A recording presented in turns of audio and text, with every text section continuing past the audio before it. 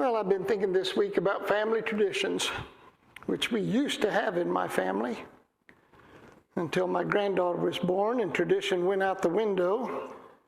Just a whole new set of rules came into play, mostly around birthdays. When my siblings and I were little and had birthdays, we received one present, our choice of cake or pie, and Mom would make our favorite meal. No guests other than family, and the birthday present was never of our choosing.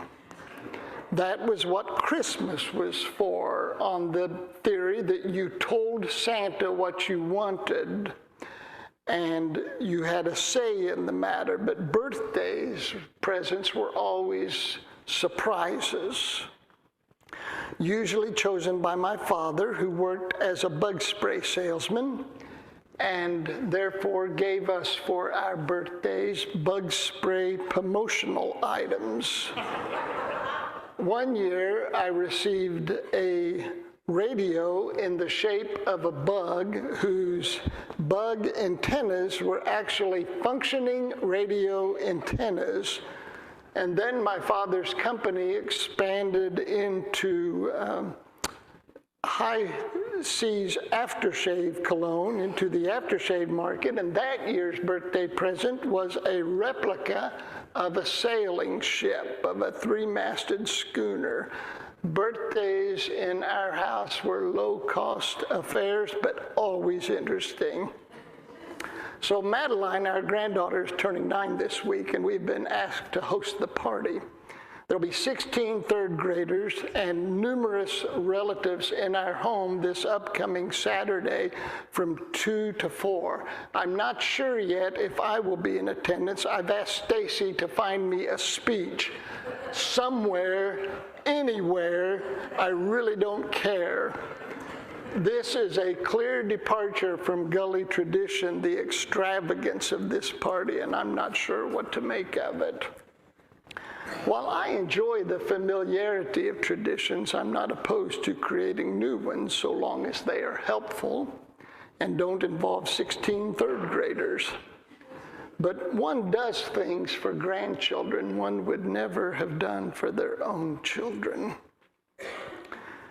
We've been dwelling on the topic of depression and the practices and habits we can cultivate to enhance and enrich our lives after we have consulted a doctor to address the biological sources of our depression.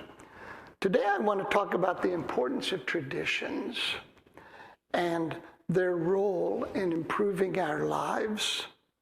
We humans are tradition-creating machines. Our sacred books overflow with stories of people celebrating significant moments in their lives. God saves the Hebrews from slavery in Egypt, and the Passover tradition begins. Jesus is born, and the tradition of Christmas takes root. Jesus dies and is raised from the tomb, so we invent the Easter bunny hiding eggs, which makes no sense whatsoever, but there you have it. We are tradition-creating machines. We create traditions because they serve us well. When they no longer serve us well, we abandon them. We let them go. In this meeting, we're trying to decide whether someone has to be a member to serve on specific committees. That's been a tradition so long, it's in our faith and practice. When that tradition of membership began, most Quakers came to believe that membership in a meeting got you a ticket into heaven. People used to believe that. But we don't believe that any longer, do we? I remember years ago, this was quite some time back, when a woman approached me whose father had died. He was deceased. She'd come to me the next week. I'd met him a time or two, and then he died, and she came to me asking if the meeting could posthumously make him a member of the meeting. She was very distraught, worried her father was in hell, and wanted to know if I could just write a letter saying her father was a member of the meeting so she could apparently spring him out of hell. Weird. I asked her, who do I write this letter to? How does that happen? But I could tell it bothered her, so I wrote a letter to whom it may concern, saying that this man was a member even though he was dead. I figured it wouldn't be the first time someone became a member of a Quaker meeting and was never seen again. So I did it.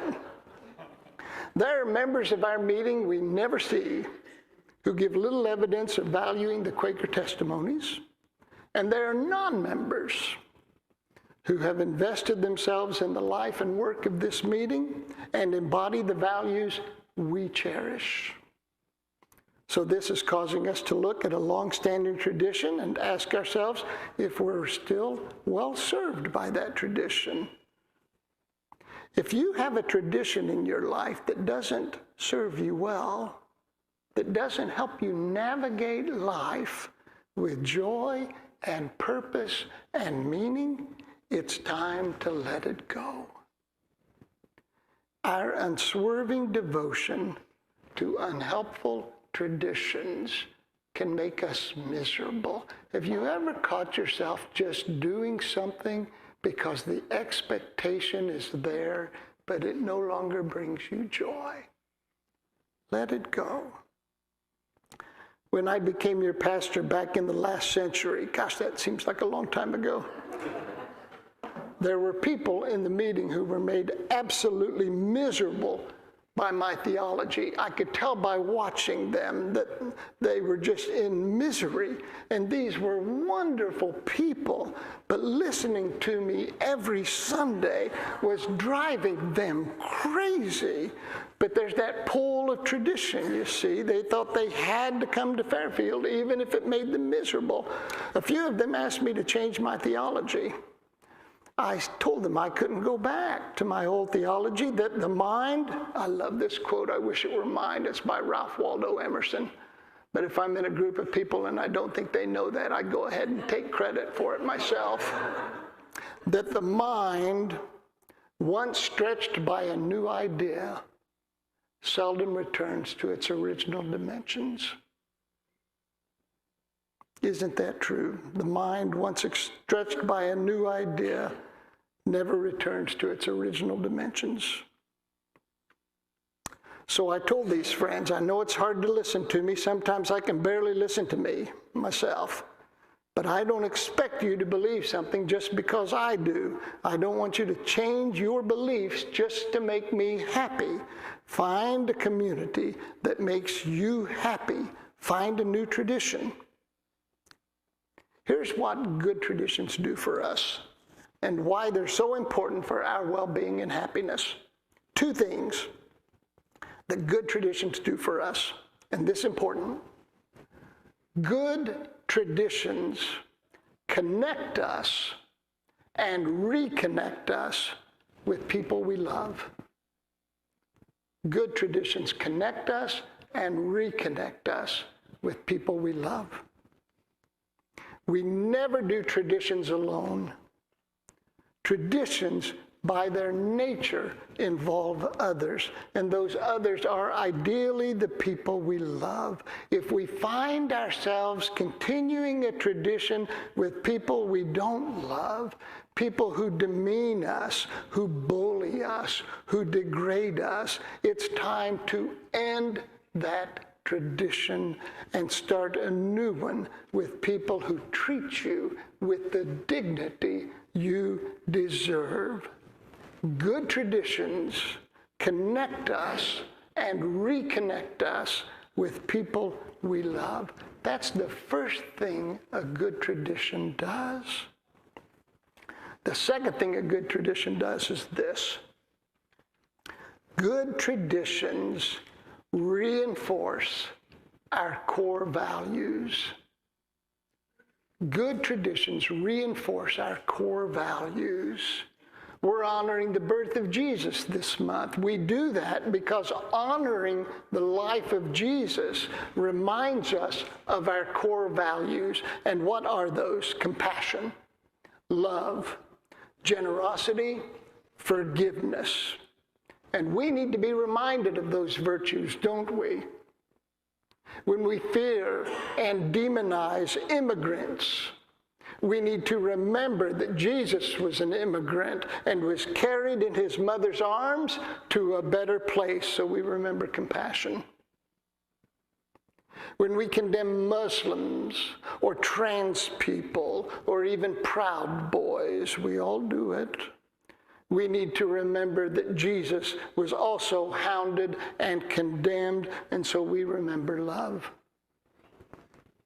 When we blame the poor for all their difficulties, when we equate poverty with immorality, laziness, and stupidity, we need to remember that the Son of Man had no place to lay his head. So we remember generosity. When we hold grudges, when we allow slights to embitter us, we need to remember that Jesus forgave those who hurt him. And so we too remember forgiveness. Good traditions reinforce our core values. That's why we come here every week to remember our core values, lest we forget. So pick your traditions, friends, but pick them carefully. When a tradition no longer serves you or others well, when it degrades you, cripples you, and diminishes others, that is a clear indication that tradition has outlived its usefulness. Good traditions connect us with good things, with the people and values we love and cherish.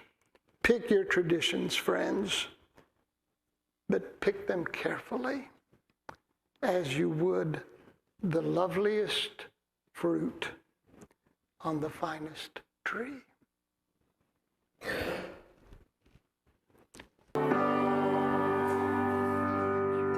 Yeah, that's a fun song.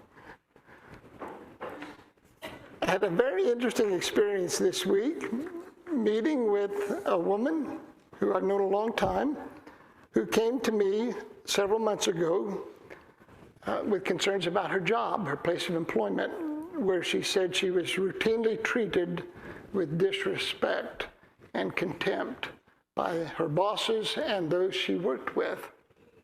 And I was thinking of her in the silence here, and thinking about there are other things in our life, not just traditions, but our relationships, our vocations, where we live, the circles in which we run, in which we need to look at and ask ourselves, am I valued there? Am I loved as I deserve to be loved? Do these people, does this community, does this job offer me the care and support I need as I extend care and support to others? So friends, throughout your life, in all facets and aspects, look carefully at what you do, at the work in which you engage, at the people with whom you're in relationship, and ask yourself, am I being well served here? And can I serve well here? It is never a sin to leave a place of death to find a place of life. Turn and greet one another.